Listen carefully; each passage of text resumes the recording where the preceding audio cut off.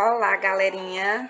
Bom dia, boa tarde, uma boa noite para você. Hoje nós iniciamos uma série de estudos sobre a LDB, Lei de Diretrizes e Bases da Educação Nacional. Então, nesta série nós vamos comentar artigo por artigo, iremos relacionar ao nosso cotidiano.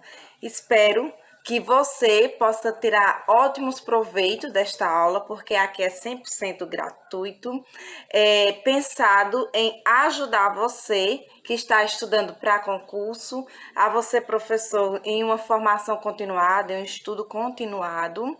E a LDB ela é exigida nos cursos de formação de professores, nos cursos pedagógicos, a você pedagogo que precisa revisar, estudar ou que está cursando, é um ótimo assunto para você entrar nessa série aqui conosco e viajar nesta lei que rege, que organiza a educação no território nacional. Então, pessoal, sem mais nem longas, vamos iniciar esta nossa série sobre a LDB, Lei de Diretrizes e Bases da Educação Nacional. A lei de número 9.394/96. Esta lei foi aprovada em 20 de dezembro de 1996, no governo do FHC, Fernando Henrique Cardoso, mas só foi realmente posta em prática no ano de 1997, um ano depois. Foi aprovada, mas entrou em vigor no ano de 1997, um ano depois de sua aprovação, ela entra em vigor. Então, a Lei de Diretrizes e Bases da Educação Nacional, ela rege o ensino escolar em instituições próprias dentro do território nacional, ok?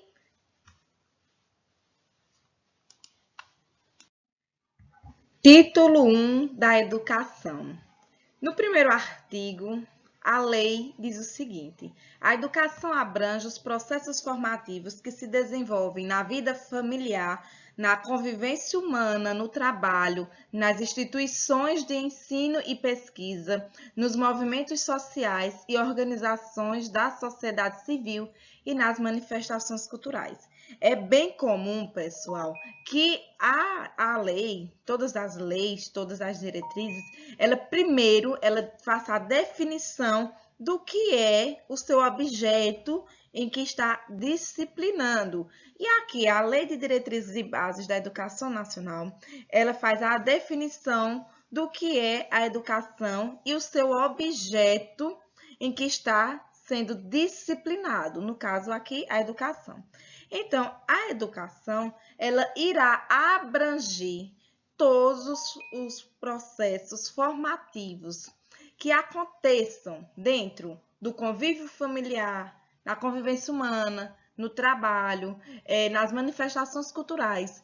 Tudo isso que aconteça dentro do território nacional é formado com abrangência nos processos formativos. É a educação, é a abrangência do processo educativo do indivíduo dentro da sociedade. No primeiro parágrafo, diz o seguinte: esta lei disciplina a educação escolar, que se desenvolve predominantemente por meio do ensino em instituições. Então, esta lei, ela não vai disciplinar nem orientar como o pai, como a mãe eduque seus filhos dentro de suas casas. Esta lei, ela disciplinará exatamente a educação escolar, o ensino escolar, que aconteça dentro de instituições próprias. Instituições próprias, sejam elas públicas ou privadas, que mais na frente nós iremos ver mais detalhadamente essa questão de regras para a escola pública e escola privada, que na verdade esta lei disciplina o ensino escolar de uma forma bem ampla e abrangente dentro do território nacional. No segundo parágrafo, diz o seguinte: a educação escolar deverá vincular-se ao mundo do trabalho e à prática social. Isso significa o seguinte, gente, que a educação deve estar contextualizada com as necessidades da sociedade. Ela não deve ser descontextualizada. O contrário, contextualização com as necessidades da sociedade, do meio social, preparando dentro do processo formativo, dentro do ensino escolar, dentro dessas instituições próprias, preparando o cidadão para o mundo do trabalho e a prática social, para que assim exerça verdadeiramente sua cidadania, seus direitos, sua posição como cidadão dentro daquela sociedade, dentro da sociedade brasileira. Título 2º, dos princípios e fins da educação nacional. No artigo 2º, a educação, dever da família e do Estado. Então, aí a gente já vê de quem é o dever da educação. A educação é dever de quem? Da família e do Estado. Justamente, pessoal, por isso que o Estado fornece escolas públicas. Se a escola pública fornece um ensino público de qualidade ou não, aí é questão para a gente debater futuramente em um outro momento.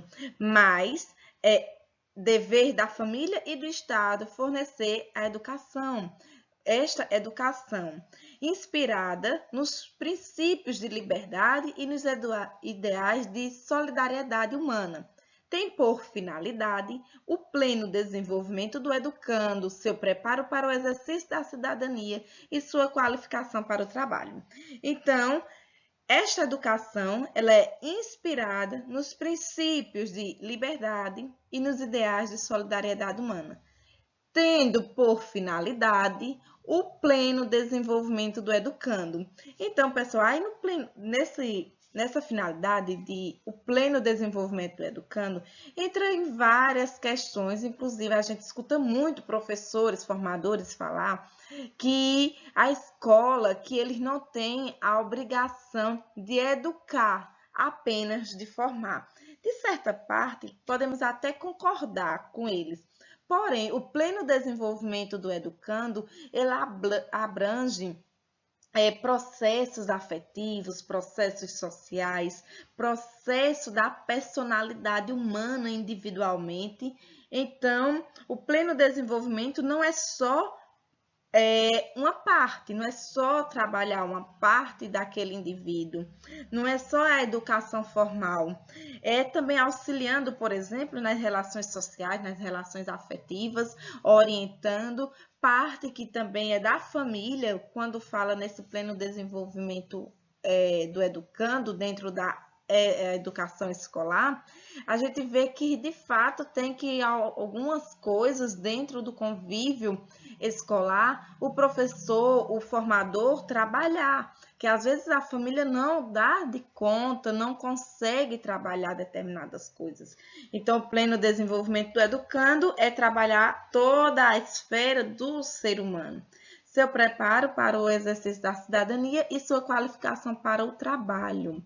Então, a escola tem por obrigação também preparar o indivíduo para a formação e qualificação para o trabalho.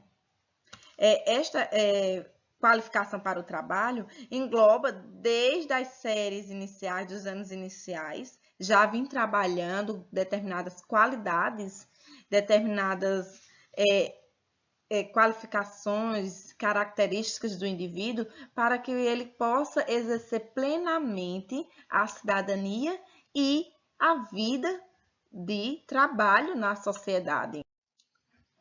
Artigo 3º. O ensino será ministrado com base nos seguintes princípios: igualdade de condições para o acesso e permanência na escola. Isto significa que os meus filhos e os seus filhos, eles terão e devem ter o direito de ter o mesmo acesso, as mesmas oportunidades de acesso e permanência na escola. Por exemplo, uma criança que mora na área nobre de uma determinada cidade, de um determinado estado, ela tem o mesmo direito de uma criança que mora em uma área periférica, tem os mesmos direitos de acesso e permanência na escola. Acesso e permanência à educação, à escola. No segundo princípio, liberdade de aprender e ensinar, pesquisar, divulgar a cultura, o pensamento, a arte e o saber. Ter o direito à liberdade de aprendizagem. Este item é importante para uma sociedade plural, para uma sociedade baseada nos princípios de respeito e de igualdade de aprendizagem, liberdade de aprender, ter a liberdade de ensinar, de pesquisar, divulgar a cultura, o pensamento e a arte e o saber. No terceiro princípio, pluralismo de ideias e de concepções pedagógicas. Aqui nós podemos nos deter aos princípios de liberdade também, ao princípio de que as ideias são plurais, são constituídas de pessoas diferentes, e aqui o aluno, o educando, ele tem o direito de expor o pluralismo de ideias, sua forma de pensar diferente do professor. Também o professor tem o seu direito, tem o direito de concepções plurais pedagógicas, suas metodologias diferenciadas. E o quarto, o respeito à liberdade e apreço à tolerância. Este princípio delibera que o educando tenha diversas formas de aprender. E essas formas sejam respeitadas, assim como o professor tem o mesmo direito de ensinar, de aprender, de formular sua metodologia dentro da sala de aula, dentro do espaço escolar. Esses princípios são fundamentais para a constituição de um cidadão pleno, no desenvolvimento de uma sociedade justa e igualitária. Quinto princípio, pessoal, coexistência de instituições públicas e privadas de ensino. Então, fica na lei o direito de instituições públicas e o direito da existência de instituições privadas. Por isso que nós temos os dois tipos de escolas dentro do território nacional, escolas públicas e escolas privadas. No sexto princípio, gratuidade do ensino público em estabelecimentos oficiais. Então, essa gratuidade não deve, em nenhum momento, instituições de ensino público cobrar pelo acesso à educação, ao ensino escolar. No sétimo princípio, valorização do profissional e da educação escolar. Bom, na lei, como vocês estão vendo, deve ser valorizado o profissional da educação escolar. Porém, a gente sabe que na prática do dia a dia, esta lei não é posta em prática, que muito ainda tem que melhorar. Muito ainda tem que melhorar em questão de salário, de remuneração, em questão de horas trabalhadas, em questão do respeito e da valorização deste profissional. Muito tem que melhorar. No entanto, quando tu for fazer a prova, você tem que se deter ao que está na lei. As provas, elas não permitem a nossa opinião quando se fala de lei. Quer saber o que está lá. E oitavo, gestão democrática do ensino público, na forma desta lei e da legislação dos sistemas de ensino. Então, essa gestão democrática não é só na escolha do diretor escolar, não é só na escolha de cargos de alguns dentro do espaço escolar, mas também uma gestão democrática na construção de um PPP, por exemplo, na questão de tomada de decisões, onde essa gestão democrática ela englobe também o seio familiar, a sociedade, os princípios e as necessidades da sociedade, e esses representantes dentro da escola, eles possam ter voz, ter vez e auxiliar na construção desse sistema de ensino dentro das escolas e em toda a educação nacional. O nono princípio diz o seguinte: garantia de padrão de qualidade.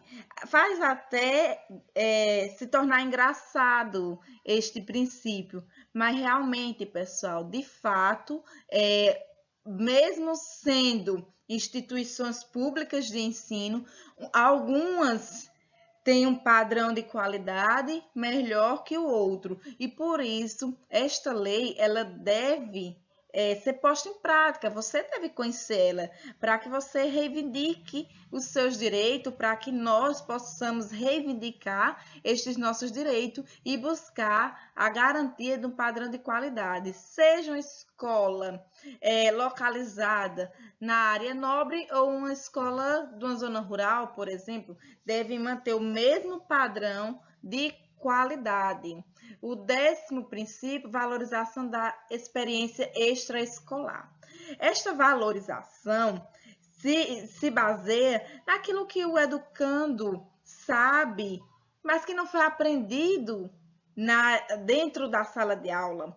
O que o professor sabe de experiência extraescolar, fora do ambiente escolar, que ele não aprendeu dentro da faculdade, dentro dos seus processos formativo formal, certo? Então, a valorização da experiência extraescolar do educando, do profissional da educação, é muito importante no processo de autoconhecimento de uma sociedade. 11º princípio, vinculação entre a educação escolar, o trabalho e as práticas sociais. Então, a prática da educação escolar, ela não deve se desvincular do trabalho e das necessidades sociais, e auxiliando assim o educando para que ele possa exercer plenamente um exercício trabalhista, um exercício de práticas sociais dentro do seu convívio, dentro do meio social em que ele estiver. 12º, consideração com a diversidade étnico-racial. Consideração, levamos também em conta o respeito e a valorização dos grupos indígenas, das religiões, das diversas religiões, da religião afrodescendente, da religião umbanda, espírita, de toda a diversidade étnico-racial que possa existir dentro da sociedade, os índios, os negros, os pardos, enfim, todos esse povo que abrange o território nacional, eles devem ser também trabalhados dentro da sala de aula, não deve ser excluído essa história, essa herança cultural do ensino escolar. Então, o 12º princípio leva em conta a consideração com a diversidade étnico e racial. 13º, garantia do direito à educação e à aprendizagem ao longo da sua vida.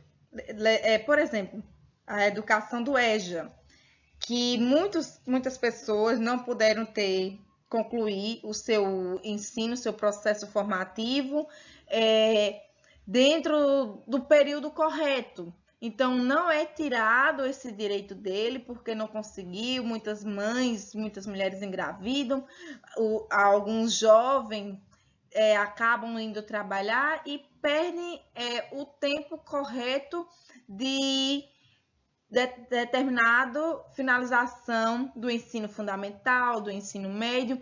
Então, é direito à educação e à aprendizagem ao longo de toda a sua vida. Se torna direito. Então, pessoal, a LDB ela é importantíssima, né, para que nós possamos compreender a lei, compreender e exercer esta lei, que ela não fique só no papel, que ela não fique só de boca falada, mas que aconteça de fato, que possamos ter conhecimento dos reais direitos que regem a educação no território nacional. De maneira bem resumida, pessoal, vamos fazer um rápido resumo do que nós vimos nesta aula de hoje.